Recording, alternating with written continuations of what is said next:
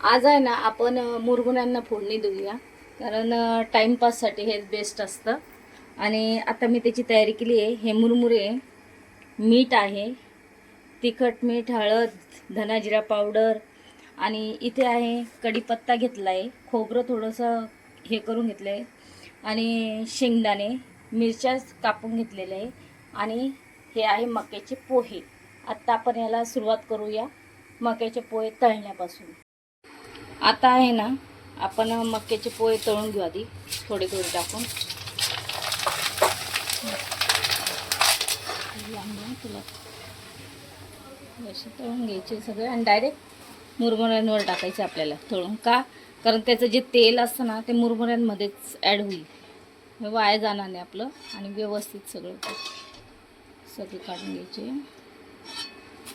असेच आहे ना हे सगळे तळून घेणार आहे मी आता.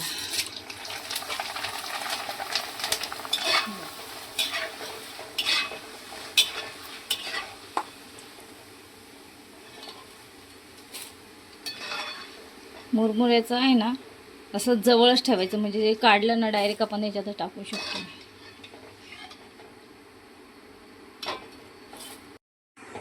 आत्ता आहे ना मी हे सगळे मक्याचे पोहे तळून घेतलेले आहे, आणि त्याला आहे ना असं थोडं पसरून टाकायचं, कारण त्याचं जे ऑइल आहे ना ते सगळं मुरमुऱ्यांना ॲड होईल.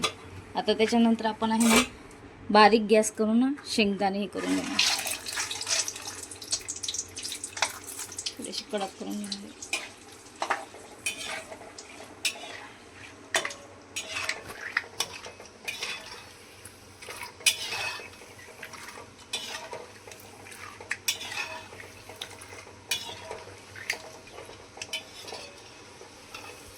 कडक शेंगदाणे मस्तपैकी.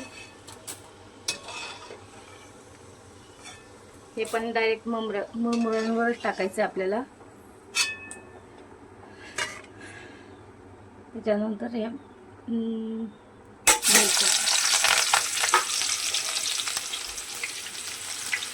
त्या पण असे कडक करून घ्यायचे थोडेसे आपल्याला.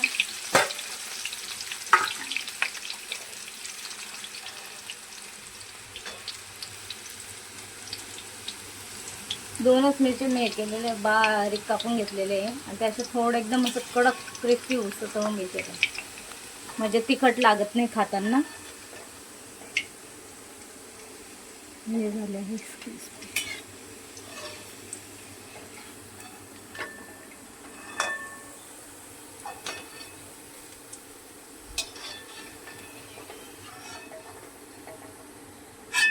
ते पण सगळं जसं जे पण आपण तळतो आहे ना ते सगळं मुरमुऱ्यांवर टाकून द्यायचे, म्हणजे त्याचं काही पण ऑइल वगैरे वेस्टिंग पण जाणार नाही आणि व्यवस्थित होईल. आता याच्यात आपण टाकणार खोबरं, जे चिप्स सारखं करून घेतलंय ते पण थोडंसं गुलाबी करून ते पण टाकणार त्याच्यावरच.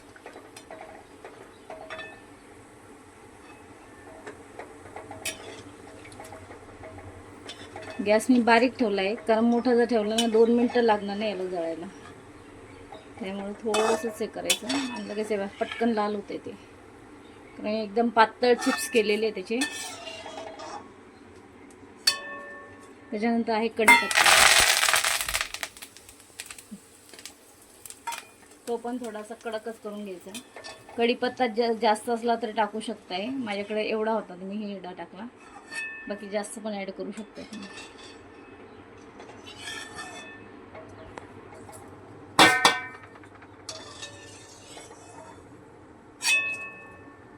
आता हे सगळं तळण्याचं काम झालंय आपलं, आणि आपण आता हा गॅस बंद करणार आहे.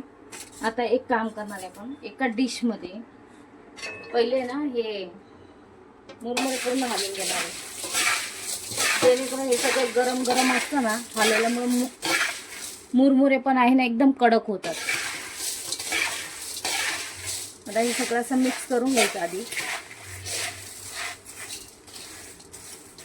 त्याच्यानंतर आता आपण इकडे एक काम करणार आहे, आपल्याला माहिती मुरमुऱ्याला मीठ वगैरे किती लागतं त्या हिशोबाने आपल्याला जसं समथिंग मला माहिती, किंवा 1 चमचा मीठ लागणार आहे याला, 1 ते 1.5 चमचा मीठ लागणार आहे.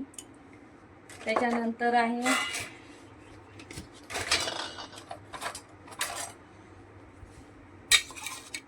पिठी साखर घेते मी, ही पण 2 चमचे पिठी साखर घेतली आहे. त्याच्यातच मी 1 चम्मच धना-जिरा पावडर टाकली आहे. याच्यातच 1 चमचा मी हळद टाकली आहे.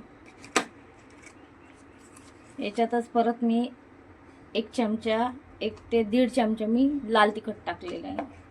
हे सगळं आहे ना आता आपल्याला आहे ना पूर्ण हाताने मिक्स करायचं आहे असं व्यवस्थित आणि एकदम एकजीव करायचं आहे. आपण म्हणतो ना रेडीमेड पॅकेटामध्ये एकसारखं तिखट मीठ हळद कसं ॲडजस्ट होतं ते आत्ता मी दाखवणार आहे तुम्हाला. हे पूर्ण व्यवस्थित मिक्स करून घ्यायचं. एकदम बघून घ्या तिखट मीठ हळद सगळं साखर एकदम छान एकजीव झालेले आहे. आता काय करायचं आपल्याला याच्यात आहे ना हे जे आहे आपलं मिश्रण हे ना आपण थोडं थोडं टाकणार आहे. असं असं मिक्स थोडं थोडं टाकायचं आणि हलवायचं आपल्याला. आता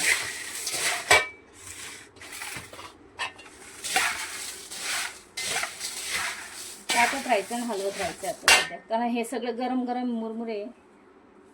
याच्यात ना तुम्हाला तेल पण जसं पाहिजे तसं ॲड करू शकताय. आधी एकदा हे आपण सगळं मिश्रण ॲड करून घेऊ आणि नंतर तेल पण आपल्याला जे गरम गरम आहे तळलेलं आपलं तेच ॲड करायचं आहे.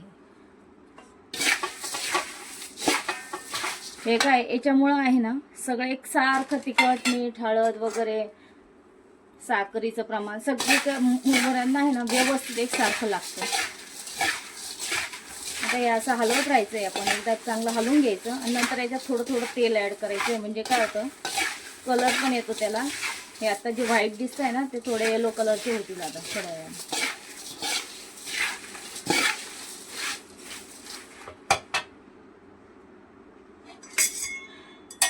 आपल्या कढईतलं तेल आहे जे आपण तळलंच होतं ते आता थोडंसं टाकायचं. आपलं गरम गरमच आहे ते ॲड करत राहायचं थोडंसं. म्हणजे त्याच्यानं काय कारण म्हणजे जास्त तेल पण नको आहे म्हणून आपण कसं काय म्हणजे आपल्याला जेवढं हवं आहे ना तेवढंच आपण तेल ॲड करून हे करू शकतो. हे जसं जसं मिक्स करत राहील ना तसं तसं त्याला कलर येणार आता.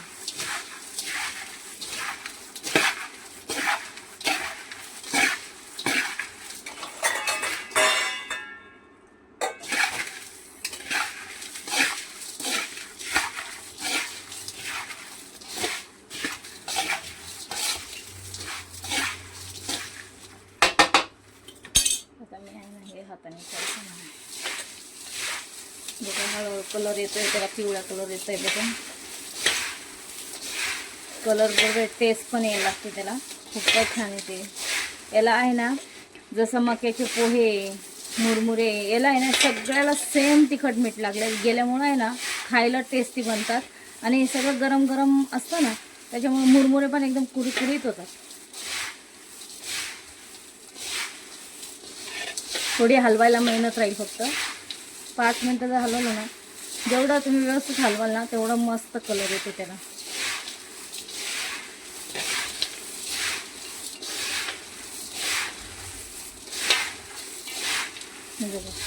हे झाले आपले मुरमुरे. आता हे बघा किती सुंदर वाटतं आहे ना. हे आपला टाइमपासचे नाश्ता झालेला आहे. कसा वाटला आणि ते खाऊन मला नक्की सांगा.